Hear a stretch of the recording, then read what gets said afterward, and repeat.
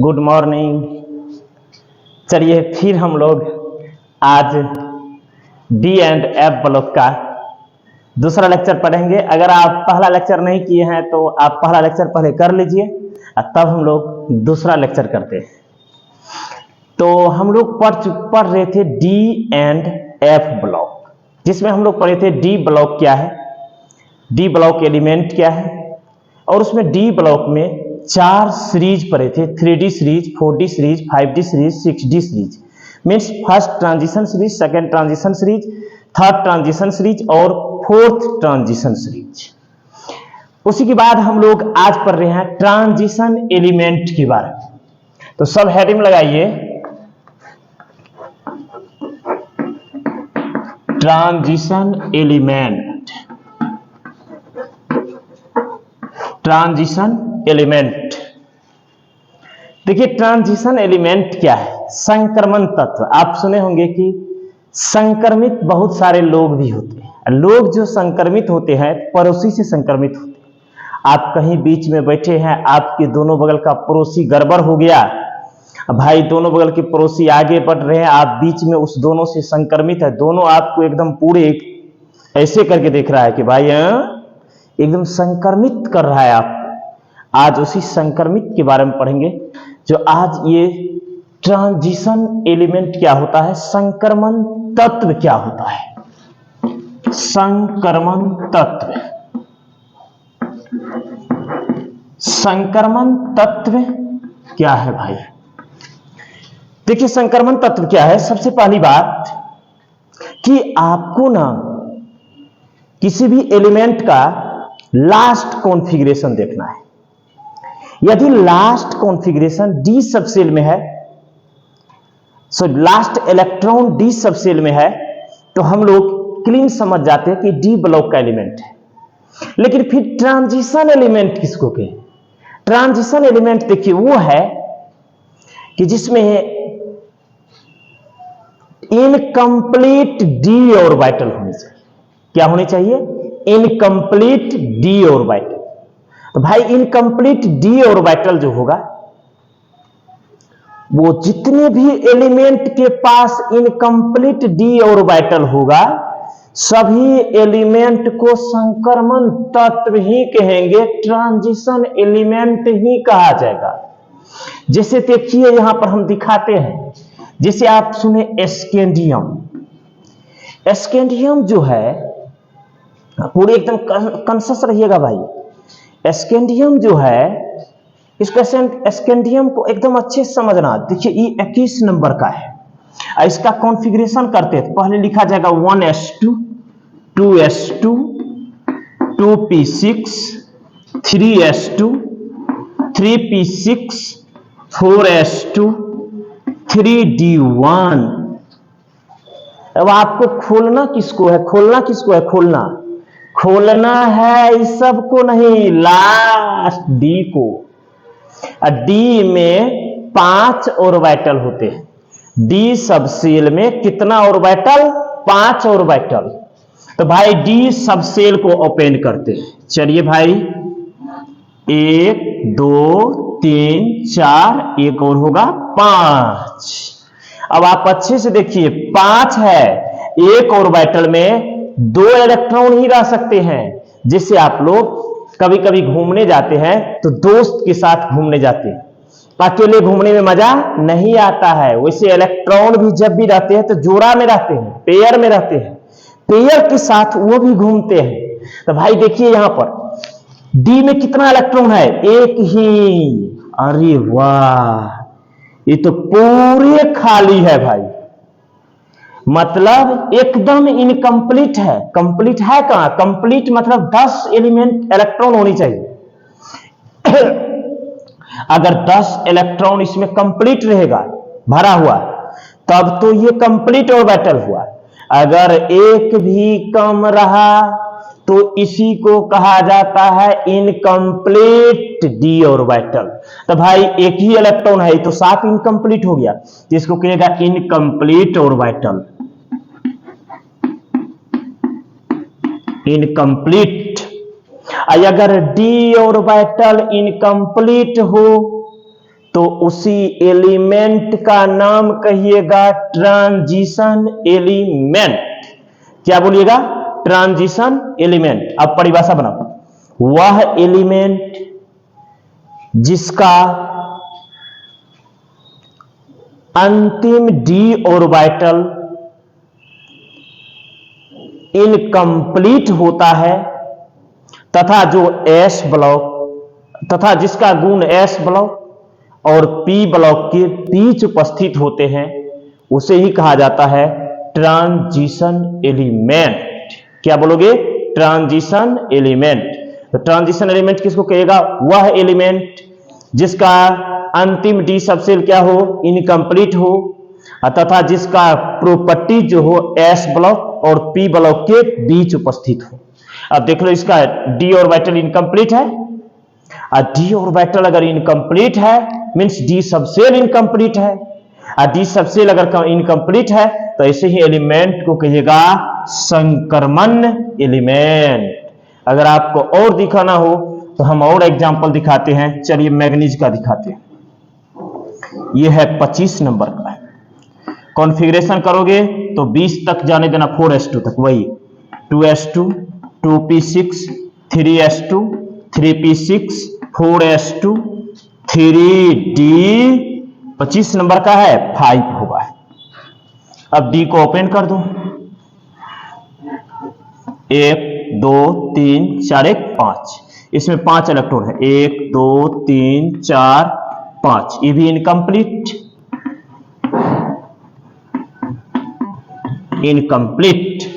तो ये दोनों के दोनों एलिमेंट को आप क्या नाम दोगे? Transition element. ट्रांजिशन एलिमेंट, इसको कहा जाएगा कौन एलिमेंट? Transition element. तो भाई ये है ट्रांजिशन एलिमेंट। तो चलिए परिभाषा बोलते हैं, लिखिए। बोले तो लिखा दे। देखिए, वह एलिमेंट जिसके पास इनकम्प्लीट डी सबसेल होते हैं, वह एलिमेंट जिसके पास इनकम्प्लीट डी सबसेल होते हैं तथा जिसका गुण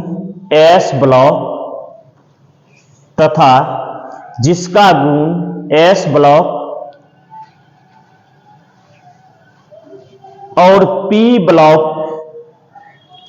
एलिमेंट के बीच उपस्थित होते हैं, जिसका गुण s ब्लॉक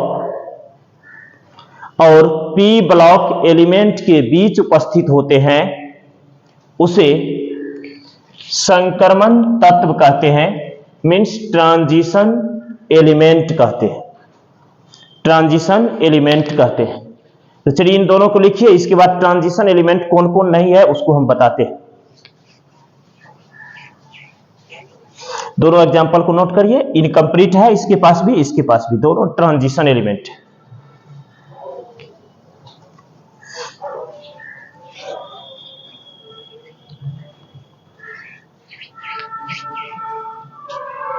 दोनों को नोट करो।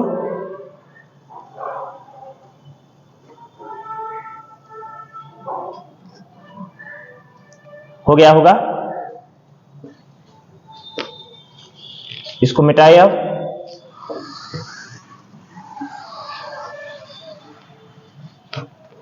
आगे देखिए बाबू, डी ब्लॉक का लगभग एलिमेंट जो है, लगभग सभी एलिमेंट ट्रांजिशन एलिमेंट है। बस 3 ही एलिमेंट ऐसे हैं जो ट्रांजिशन एलिमेंट नहीं है, उसको भी हम बता देते हैं। तो सबसे पहले एरो पॉइंट में लिखिए, डी ब्लॉक के सभी एलिमेंट लगभग ट्रांजिशन एलिमेंट है, मीन्स संक्रमण तत्व है। संक्रमण तत्व है।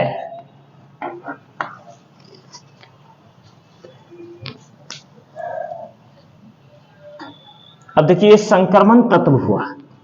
अब संक्रमण तत्व किसको नहीं कहेंगे? नॉन ट्रांजिशन एलिमेंट, असंक्रमण तत्व है।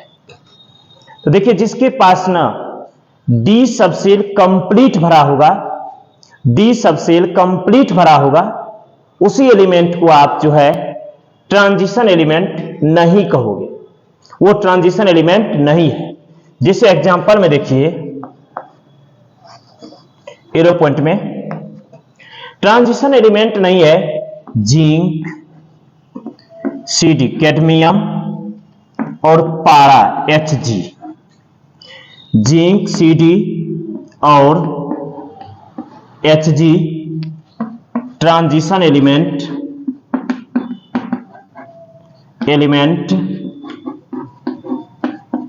नहीं होते हैं,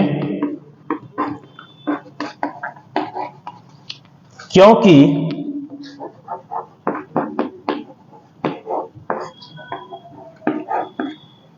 इसके पास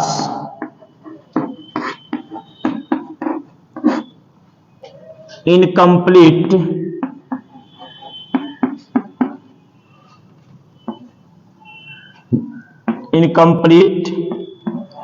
डी सबसेल नहीं होते।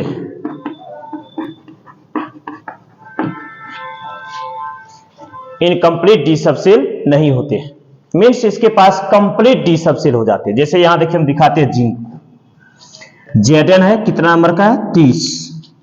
कॉन्फ़िगरेशन करोगे 1s2 2s2 2p6 3s2 3p6 4s2 3d10। अब देख लीजिए डी को, डी में अभी तुरंत बताए 5 और बैटल 1 2 3 4 1 5, 1 2 3 4 5 6 7 8 9 10। देखिए कंप्लीट हो गया। इसके पास डी जो है कंप्लीट भरा हुआ है। अगर डी कंप्लीट भरा हुआ है तो ऐसे एलिमेंट को आप ट्रांजिशन एलिमेंट नहीं कहोगे, मीन्स यह ट्रांजिशन एलिमेंट नहीं है। क्लियर, समझ में आ गया होगा। जो Zn, Cd और Hg को ट्रांजिशन एलिमेंट नहीं कहते हम लोग, क्योंकि इसके पास कंप्लीट डी सबसेल होते हैं, इनकम्प्लीट डी सबसेल नहीं होता है।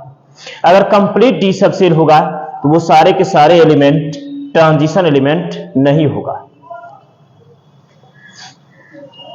चलिए बाबू नोट करिए इसको।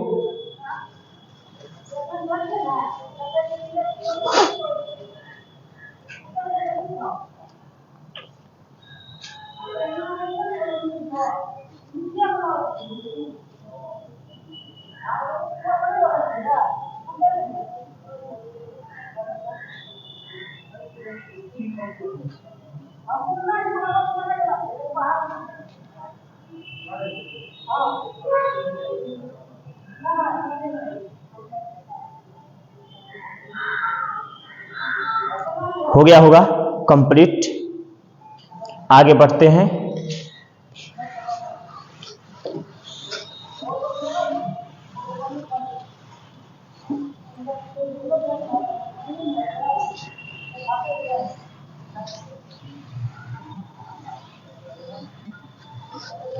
चलिए ट्रांजिशन एलिमेंट सीख गए। अब एक क्वेश्चन है एनसीईआरटी का, करवा देते हैं। चलिए क्वेश्चन सब बाद में लिखिए। 3D सीरीज में क्वेश्चन है, 3D सीरीज में SC एक संक्रमण तत्व है, SC एक संक्रमण तत्व है, जबकि Zn संक्रमण तत्व नहीं है। जबकि Zn संक्रमण तत्व नहीं है।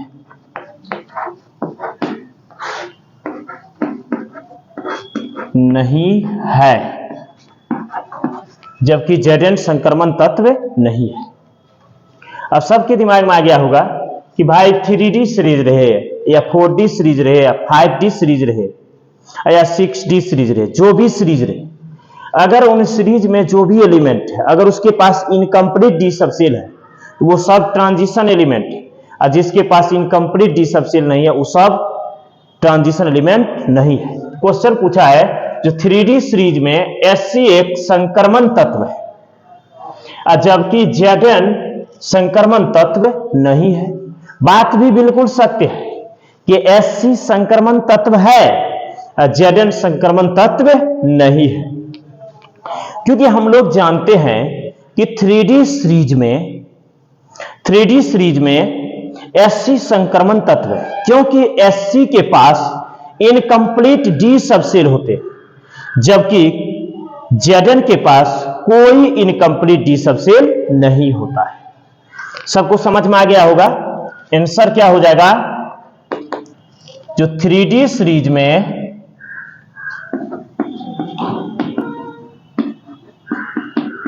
Sc एक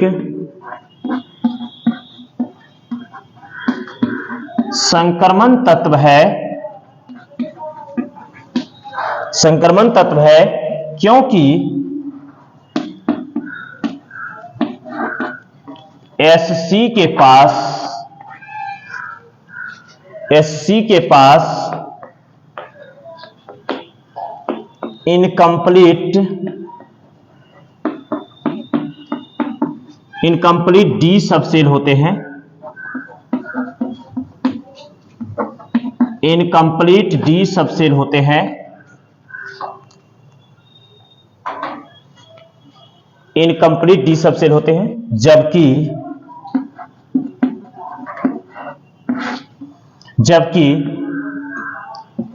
Zn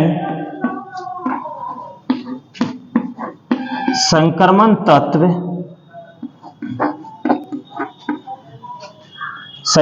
तत्व नहीं है, क्योंकि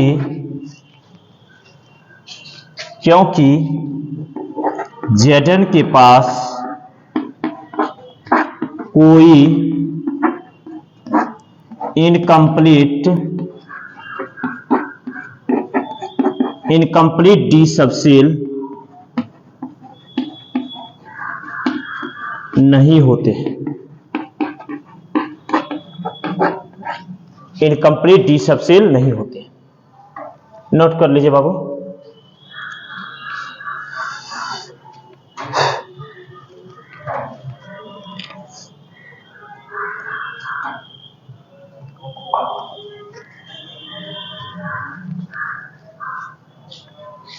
थ्री डी सीरीज में Sc एक संक्रमण तत्व है जबकि Zn संक्रमण तत्व नहीं है।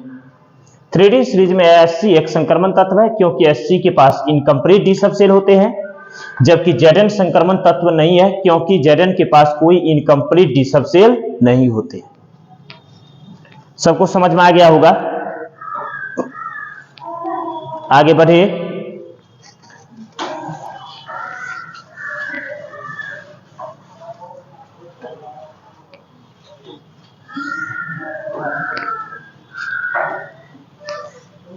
चलिए बाबू सब लगाइए। General properties of D block element.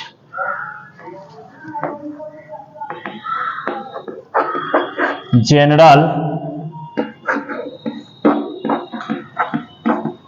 Properties of D block element. General properties of D block element.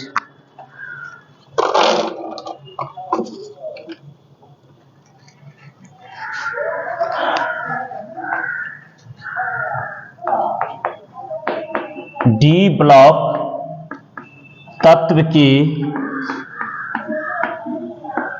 सामान्य गुण। डी ब्लॉक तत्व के सामान्य गुण। डी ब्लॉक तत्व के सामान्य गुण क्या है? तो सबसे पहला प्रॉपर्टी जिसका है भाई इलेक्ट्रॉनिक विन्यास। तो चलिए हम लोग सबसे पहले इलेक्ट्रॉनिक विन्यास इसका दिखाते हैं, उसके बाद हम लोग आगे बढ़ेंगे। तो सबसे पहला पहला पॉइंट, इलेक्ट्रॉनिक कॉन्फ़िगरेशन।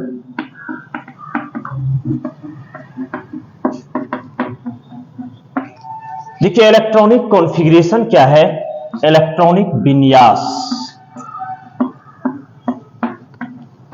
इलेक्ट्रॉनिक विन्यास।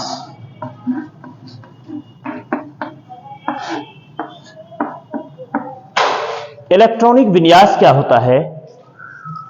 सबसे पहला बात समझिए, सेल तथा सबसेल में इलेक्ट्रॉन के क्रमबद्ध सजावट को, सेल तथा सबसेल में इलेक्ट्रॉन के क्रमबद्ध सजावट को इलेक्ट्रॉनिक विन्यास कहते हैं।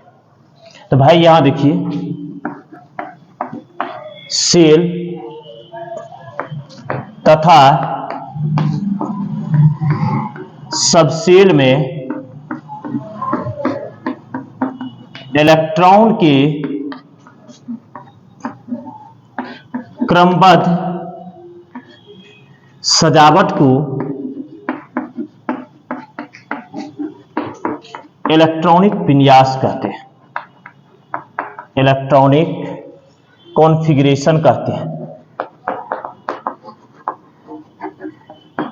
कॉन्फ़िगरेशन कहते हैं।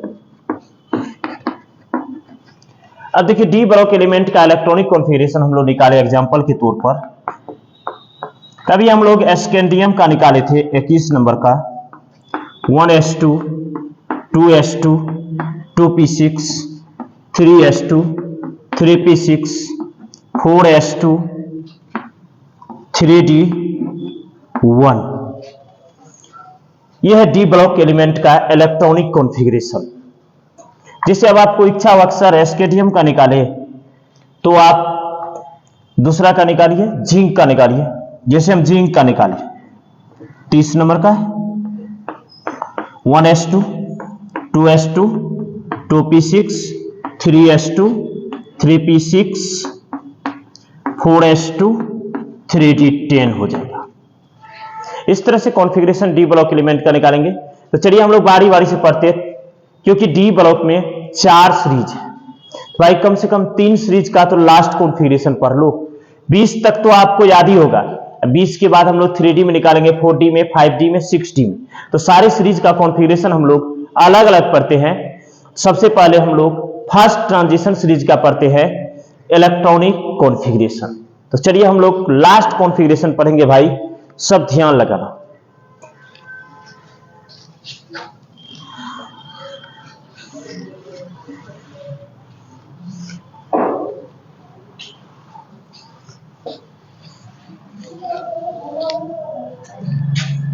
सब लगाइए। 1 का ए नंबर हम लोग पढ़ने जा रहे हैं, electronic configuration, electronic configuration of 3D series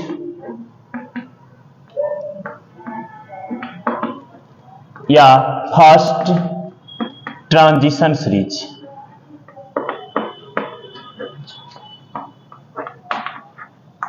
सबका हम लोग ना लास्ट कॉन्फ़िगरेशन निकालेंगे बाबू।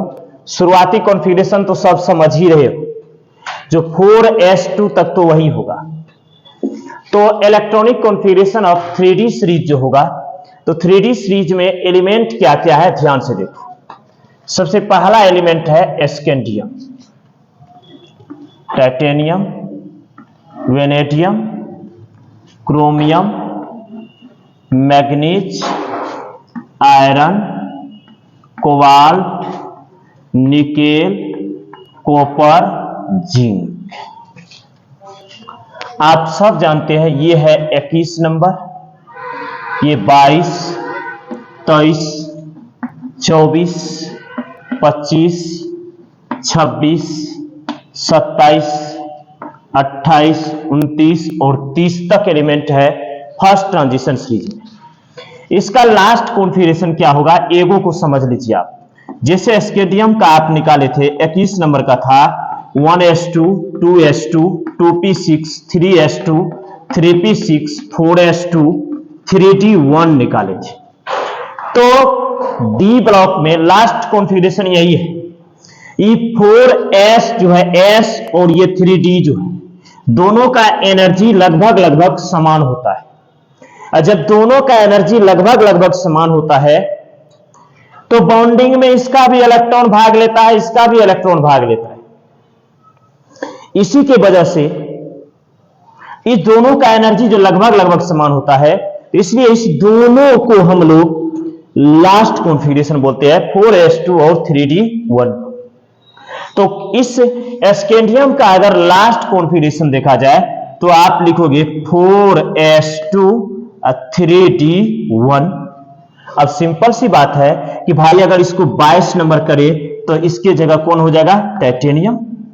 अब टाइटेनियम जब होगा तो 22 नंबर, तो अब तो 21 तो है, तो एक बढ़ा दो 22, डी में तो 10 तक जाएगा, तो 10 तक ले जाओगे तो 30 तक पहुंच जाएगा। सो सिंपल बात हो गया। तो इसका क्या हो गया लास्ट कॉन्फ़िगरेशन? बोलो 4s2 3d2। तो इसका हो जाएगा 4s2 3d2 हो जाएगा, 4s2 3d2। तो अब बताइए इसका क्या होगा? 4s2 3d3। इसका क्या होगा? 4s2 3d4। लेकिन ऐसा होता नहीं है क्रोमियम का। आप सब जानते हैं कि डी ऑर्बिटल जो होता है, या तो कोई भी ऑर्बिटल हाफ फील्ड होगा तो स्टेबल, फुल फील्ड होगा और स्टेबल। अगर एनी अदर कुछ भी हो गया तो वह अनस्टेबल हो जाता है। तो इसके स्टेबिलिटी को बनाने के लिए हम लोग एस में एक करके हाफ फील्ड कर देते हैं, और इसको कर देते हैं हाफ फील्ड, इसमें 5 हो जाएगा। अब ये भी हाफ फील्ड, ये भी हाफ फील्ड, दोनों स्टेबल। अब जैसे आप 5 इसमें आओगे तो इसमें क्या लिखोगे? 4s2 3d कितना हो गया? मैग्नीज 25 है भाई, तो 3d5। इसमें क्या हो जाएगा? 4s2 3d6, 4s2 3d7, इसका 4s2 3d8। अब कॉपर वाला याद करो, 4s2 3d9 होनी चाहिए, लेकिन फिर भी क्या करना है? डी जो है एनी अदर में चला गया है, 10 रहता तो मोस्ट स्टेबल, 9 है अनस्टेबल। ये इसमें से अगर आप एक दे देते हो तो फुल फील्ड हो जाएगा, मींस 10 भर जाएगा डी ऑर्बिटल। जैसे डी ऑर्बिटल भर जाएगा तो ये पूर्ण स्टेबल हो जाएगा। अब ये पूर्ण स्टेबल हो गया। जिंक जानिए रहे हो, 4s2 3d10 हो जाएगा, 4s2 3d10। तो भाई ये है लास्ट कॉन्फ़िगरेशन कौन सीरीज का? ये electronic configuration of 3d series या फर्स्ट ट्रांजिशन सीरीज का। अब चलिए एक्सेप्शन वाली सीरीज को लाते। तो आप लोगों ने इसको नोट कर लीजिए या स्क्रीनशॉट ले लीजिए।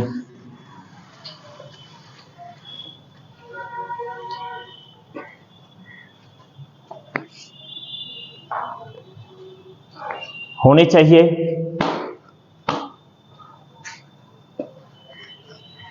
जब इंसान की किस्मत की दरवाजा खुलती है, और इंसान की किस्मत की दरवाजा तभी खुल सकती है जब वो जितोड़ परिश्रम और मेहनत करे। हमेशा मेहनत ही रंग लाता है।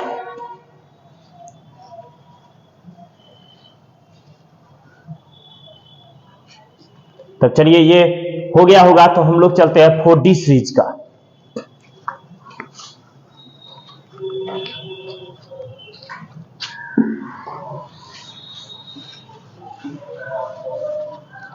इसकी जरूरत तो नहीं है फिर भी, लेकिन समझना जरूरी है। बी नंबर कौन सीरीज हो जाएगा? 4D series. ये हो जाएगा second transition series. Second transition series होता है वाइट्रियम से स्टार्ट,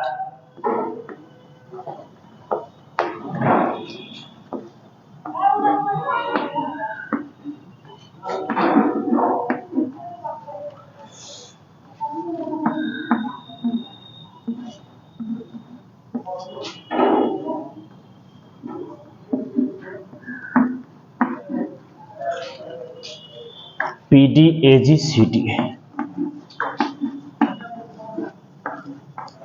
चलिए अभी देखिए कितना नंबर से स्टार्ट है। इसको भाई सब याद रखिएगा। ये जो स्टार्ट होता है ये होता है आपको 39 नंबर से स्टार्ट। ये 40, 41, 42, 43, 44, 45, 46, 47, ये हो जाएगा 48 नंबर। इसमें एक्सेप्शन से भरा हुआ है।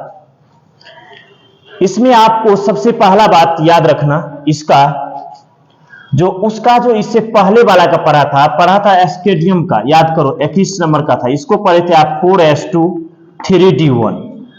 अब आपको कुछ नहीं करना, एक बढ़ जाना है, एक बढ़ा देना है। तो 4 एक बढ़ाओगे तो कितना हो जाएगा 5, और एक बढ़ा दोगे तो कितना हो जाएगा ये 4, मतलब 5s2 4d1 हो जाएगा। तो इसका कॉन्फ़िगरेशन लिखेंगे 5s2 4d1।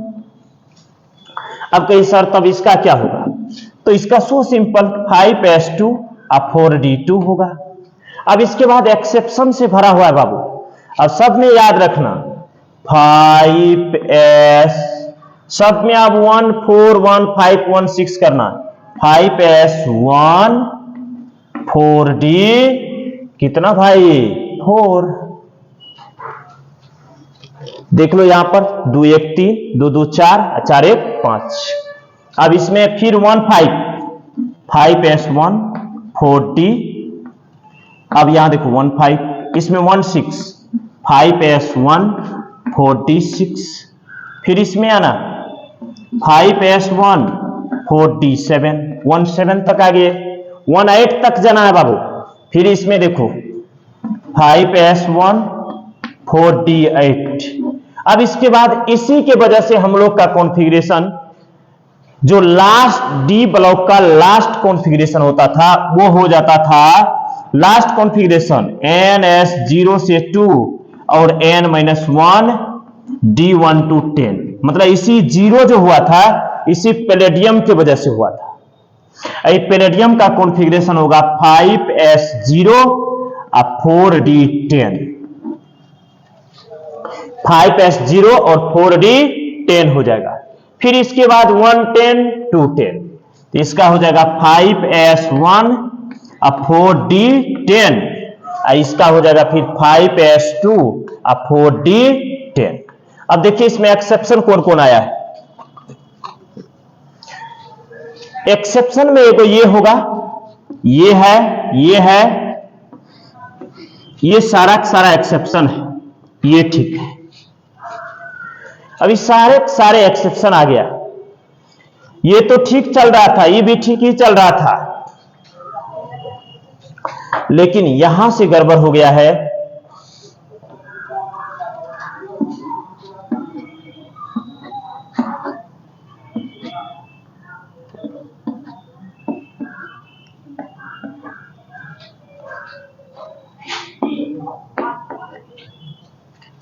ये है आपका सेकेंड ट्रांजिशन एलिमेंट का लास्ट कॉन्फ़िगरेशन।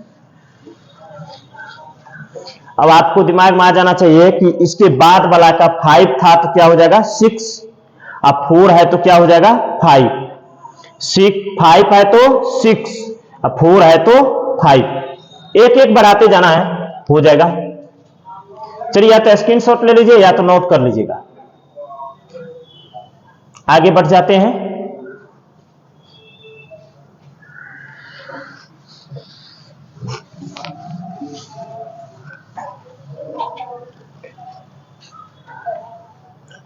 अब सी नंबर लगाइए, electronic configuration of 5D series. देखते हैं 5D सीरीज में आ गए, अब 5D आएगा। इससे पहले 4D सीरीज था, 4D आ रहा था, इसमें 5D आएगा। 5D सीरीज या इसको कहिएगा थर्ड ट्रांजिशन सीरीज।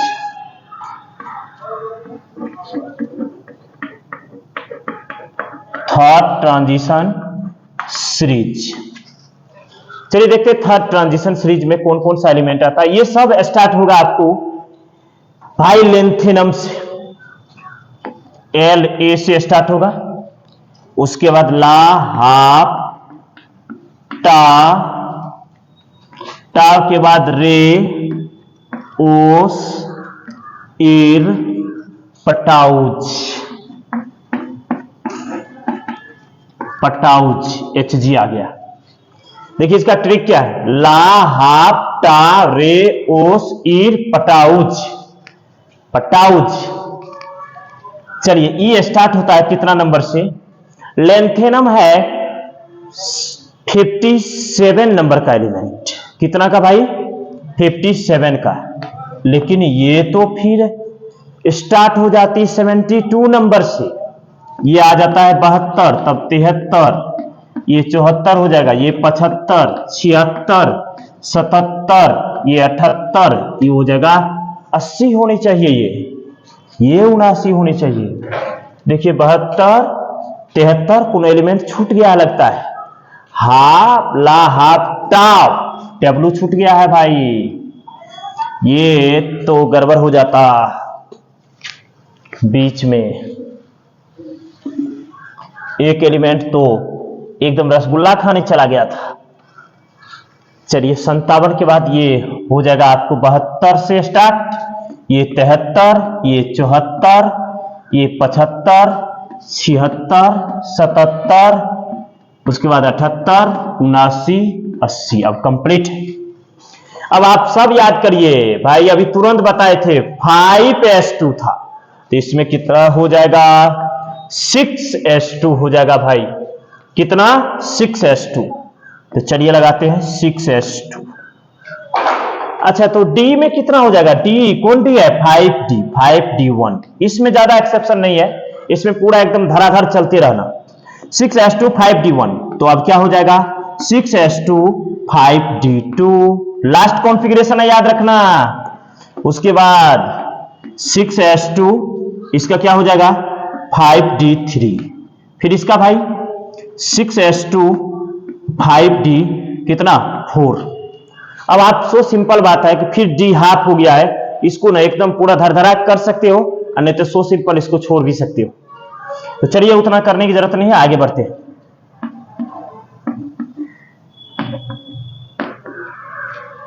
चलिए इसमें लाते हैं 6s2 5d4 हो गया, 6s2 5d 5d3 5d4। अब एकदम सिंपल सा बात है, 6s2 5d4 हो गया, अब 6s2 5d5 होगा, करते जाइए। 6s2 5d5, इसका क्या होगा, 6s2 5d कितना भाई, 5 हो गया, तो यहां पर 6 हो जाएगा। इसके बाद जल्दी से 6s2 5d कितना, 7, ये कितना 6s2 और 5d कितना भाई, 8। फिर इसके बाद 5d8 नहीं, अब तो एक्सेप्शन आ गया, अब तो 6s2 5d7 हुआ, 6s1 5d9 का होता है इसका लास्ट कॉन्फ़िगरेशन, ये एक्सेप्शन है भाई। फिर इसके बाद 6s1 5d10 होता है, ये भी एक्सेप्शन है। ये जो लास्ट है ये तो एकदम ठीक ही है, 6s2 और 5d10 होगा। तो इसमें याद रखना, इसमें 2 एक्सेप्शन है, उसमें इससे पहले तो एक्सेप्शन से ही भरा हुआ था। तो चलिए हमने आपको तीनों सीरीज का हमने लास्ट कॉन्फ़िगरेशन बताए, आपको लास्ट कॉन्फ़िगरेशन पर फोकस करना है। ये बिहार बोर्ड में तो पूछा नहीं जाता है, ध्यान रखना, लेकिन आगे के लिए आपको काम आएगा। तो लास्ट ये कॉन्फ़िगरेशन है ये। चलिए सबका कंप्लीट हुआ।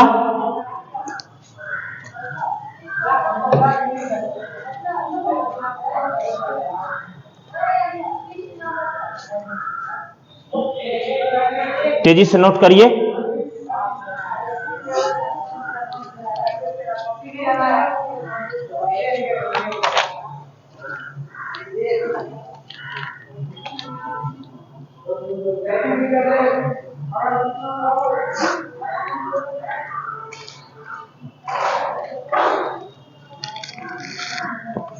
चलिए अब हम लोग 2 नंबर प्रॉपर्टीज स्टार्ट करते हैं। इलेक्ट्रॉनिक कॉन्फ़िगरेशन समझ लिए,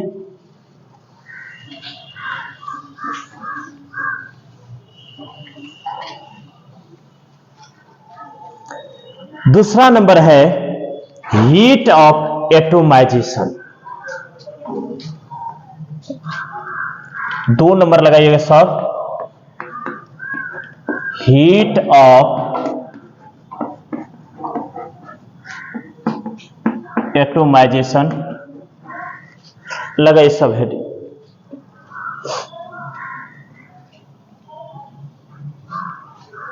सॉरी यहां ए होगा, हीट ऑफ एटोमाइजेशन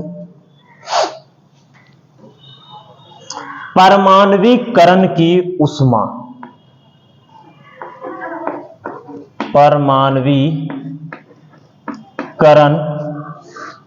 की ऊष्मा, परमाणुकरण की ऊष्मा, हीट ऑफ एटोमाइजेशन। देखिए हीट ऑफ एटोमाइजेशन क्या है, एकदम पूरे ध्यान से समझिए। हीट ऑफ एटोमाइजेशन परमाणुकरण की ऊष्मा या परमाणुकरण की इंथैल्पी भी इसको कहते हैं, यानी इंथैल्पी ऑफ एटोमाइजेशन भी बोला जा सकता है। तो देखिए हीट ऑफ एटोमाइजेशन बाबू ध्यान से समझना है, हीट ऑफ एटोमाइजेशन क्या है। सबसे पहला बात कि हम लोग जानते हैं भाई कि हीट मतलब हुआ आग जलन। अब जैसे आपको ना करना क्या है, कोई मेटल लेना है।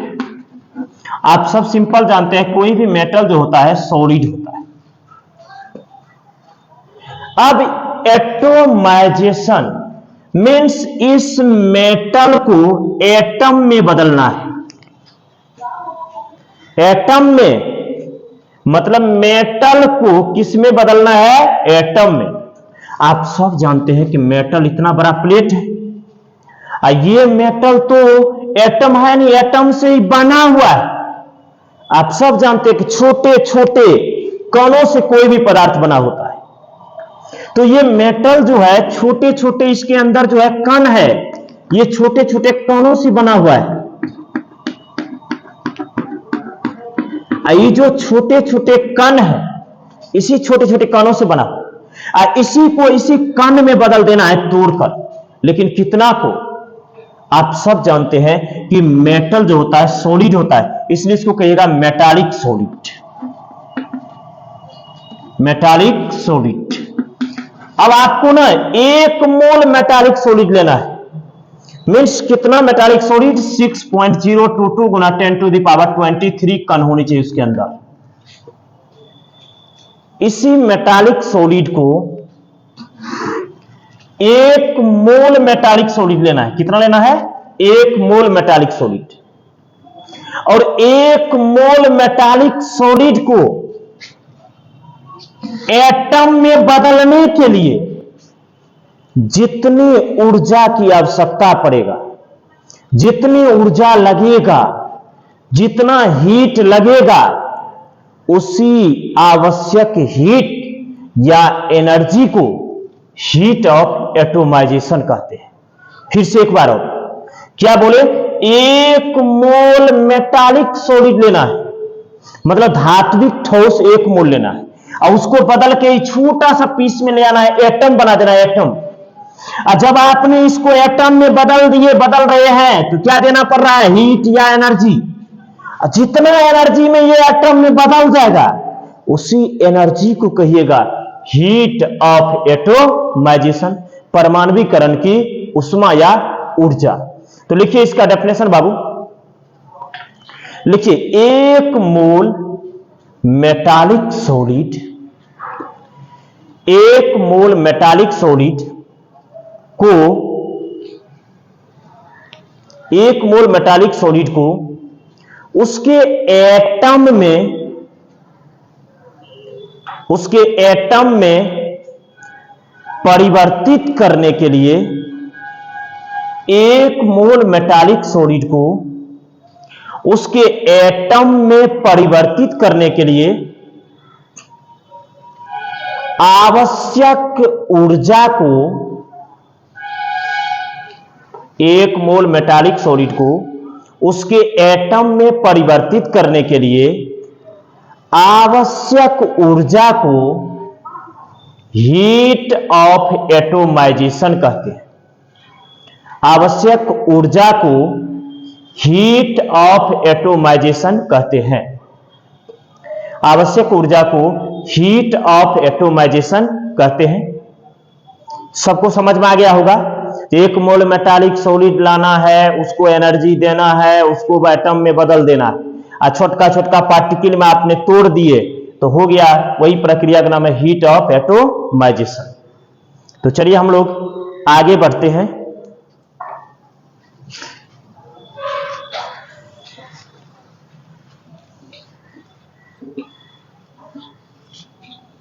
अब 2 बात याद रखना है। अनस्टेबल एटम जो होता है, अनस्टेबल एटम उसी को कहा जाता है जो बॉन्ड बनाने के लिए पागल रहता है, जिसके पास अधिकांश अनपेयर इलेक्ट्रॉन होता है, और जिसके पास मैक्सिमम अनपेयर इलेक्ट्रॉन होता है वो धराधर बॉन्ड बनाने का कोशिश करता है। जैसे जिसके पास 1 इलेक्ट्रॉन है तो 1 बॉन्ड बनाएगा, 2 इलेक्ट्रॉन है 2 बॉन्ड, 3 इलेक्ट्रॉन है 3 बॉन्ड। समझ रहा बात? ये अनस्टेबल एटम है, ये भी अनस्टेबल एटम है, दोनों भूखा है। ये भी अनस्टेबल एटम, ये भी अनस्टेबल एटम, दोनों एकदम बॉन्डिंग के लिए पागल है। अब पूरे ध्यान रखना, अनस्टेबल है, आप सब जानते, भूखा जो रहता है तो भूख लगने के बाद खाना की स्वाद भी बदल जाती है। अगर खाना अच्छा भी ना रहे तो भी खाने में मजा आता है। उसी तरह अनस्टेबल एटम जो होता है वो बॉन्डिंग जब करता है बॉन्डिंग, तो ऐसे नहीं, एकदम ऐसा बॉन्डिंग करता है। अगर ऐसा बॉन्डिंग कर दिया तो सोच लीजिए कमजोर की मजबूत, एकदम ऐसा स्ट्रॉन्ग बॉन्ड बनाएगा, स्ट्रॉन्ग बॉन्ड कि टूटमा नहीं टूटेगा, मीन्स जल्दी टूटबे नहीं करेगा। तो स्ट्रॉन्ग बॉन्ड, ये अनस्टेबल एटम के बीच जो बॉन्ड होता है वो होता है स्ट्रॉन्ग बॉन्ड। स्ट्रॉन्ग बॉन्ड, कौन सा बॉन्ड? Strong bond. अब किसी का पेट भरा हुआ है, अगर पेट भरा हुआ है उसके आगे खाने दोगे, थोड़ा सा खाया कहेगा नहीं आज खाना जो है ना स्वादिष्ट नहीं लगता है, मतलब खाने में मजा नहीं आ रहा है। अगर खाने में मजा नहीं आ रहा है तो समझ लो उसका पेट भरा हुआ है। तो जो स्टेबल एटम होगा, जिसका मतलब जो है ना कंप्लीट ऑर्बिटल होगा, वो क्या बॉन्ड बना चाहेगा? मनमना बनाएगा। अब जैसे आपका पेट भरा हुआ है, आपका दोस्त बोला चलो चलो दोस्त थोड़ा सा एकदम खा के आते हैं, तो नहीं आज जाओ छोड़ दो, आज हम नहीं खाएंगे, तो है चलो चलो चलो आइसक्रीम है अच्छा है एकदम खा लेना, मजा आएगा खाने में, तो आपके साथ वो जाएगा, थोड़ा बहुत मन मटरा टाइप से खाएगा, मतलब ऐसे टाइप से खाएगा कि आपको लगेगा कि जो बेकार इसको लाना होगा। तो वो होता है स्टेबल एटम के साथ। जैसे ये स्टेबल एटम है, ये भी है स्टेबल एटम। अब आप बताइए इसके बीच आपको क्या लग रहा है, बॉन्ड स्ट्रॉन्ग की वीक? ई नहीं बनाना चाह रहा है बॉन्ड, ई भी नहीं चाह रहा है, क्योंकि इसका भी पेट भरा हुआ है, इसका भी भरा हुआ है। अब दोनों जो बॉन्डिंग करना चाहेगा तो एकदम ऐसे करेगा, हाँ है, अब फिर यहां से टूट जाएगा। तो ऐसे बॉन्डिंग स्टेबल नहीं होता है, इसको स्ट्रॉन्ग नहीं, इसके बीच में कौन सा बॉन्ड हो गया? वीक बॉन्ड हो गया, तो इसको कहिएगा वीक बॉन्ड। ये वीक बॉन्ड है। तो याद रखना, अनस्टेबल एटम के बीच जो होता है स्ट्रॉन्ग बॉन्ड होता है, और स्टेबल एटम के बीच जो होता है वो वीक बॉन्ड होता है। तो अब सवाल है कि हीट ऑफ एटोमाइजेशन किस पर डिपेंड करेगा? तो हम लोग जानते हैं कि हीट ऑफ एटोमाइजेशन डिपेंड करेगा कोई भी मेटालिक सॉलिड पर। अब मेटालिक सॉलिड पर जो डिपेंड करेगा बाबू, अब सो सिंपल बात है कि मेटालिक सॉलिड के जो है स्ट्रेंथ पर डिपेंड करेगा। तो उसका स्ट्रेंथ क्या है? मींस बाउंड के स्ट्रेंथ पर। अब हीट ऑफ एटोमाइजेशन की बात करें तो जो स्टेबल एटम है उसका हीट ऑफ एटोमाइजेशन सबसे कम होगा, क्योंकि बॉन्ड तो बनना नहीं चाहेगा। अब बॉन्ड इतना कमजोर बनेगा कि आप इधर से एनर्जी दीजिएगा तुरंत ही टूट जाएगा। मान लो ये ऐसे जुड़ा हुआ है और उधर से आप एनर्जी दिए पुश से अलग हो गया, मतलब हीट ऑफ एटोमाइजेशन क्या हुआ, कम। जो ज्यादा स्टेबल एटम होगा उसका हीट ऑफ एटोमाइजेशन क्या होगा, कम। जो ना पूर्ण अनस्टेबल होगा उसके बीच तो बॉन्ड होगा स्ट्रांग। अब इसको तोड़ने में ऊर्जा लगेगा ज्यादा, एटम में बदलने में ऊर्जा लगेगा ज्यादा, मतलब उसका हीट ऑफ एटोमाइजेशन क्या हो जाएगा, ज्यादा। तो सो सिंपल बात है कि स्ट्रेंथ ऑफ बॉन्ड पर भी डिपेंड करेगा, means strength of metallic solid पर भी डिपेंड करेगा जो हीट ऑफ एटोमाइजेशन। तो अब हीट ऑफ एटोमाइजेशन किसका ज्यादा होता है, आप एकदम याद रखना। अब हम लोग 3D सीरीज में आते हैं। भैया 3D सीरीज में आप सब जानते हैं ये स्कैंडियम है, तब टाइटेनियम, तब vanadium, chromium, manganese, cobalt, manganese के बाद iron, cobalt, nickel, copper, zinc. आप सब जानते हो ये है 21 नंबर, 22, 23, 24, 25, 26, 27, 28, 29, 30। अब आप सब जानते हो कि इसके डी में एक इलेक्ट्रॉन, इसके डी में 2, इसके डी में 3, इसके डी में 5 इलेक्ट्रॉन होते हैं, इसके डी में 5 इलेक्ट्रॉन, इसके डी में 6 इलेक्ट्रॉन, इसके डी में 7, इसके डी में 8, इसके डी में 10 इलेक्ट्रॉन और इसके डी में भी 10 इलेक्ट्रॉन। अब देख लो जो कंप्लीट भरा हुआ है, इसमें तो आप सब जानते हैं कॉपर में एक इलेक्ट्रॉन इसमें देते हैं, तो फुल फील्ड ऑर्बिटल ये हुआ। और जो फुल फील्ड ऑर्बिटल होता है वो स्टेबल होता है, मोस्ट स्टेबल। अगर ये मोस्ट स्टेबल हुआ तो इसका हीट ऑफ एटोमाइजेशन क्या होगा, सबसे क्या होगा, कम होगा, सबसे कम। मींस इसका जो होगा, इसका जिंक का मिनिमम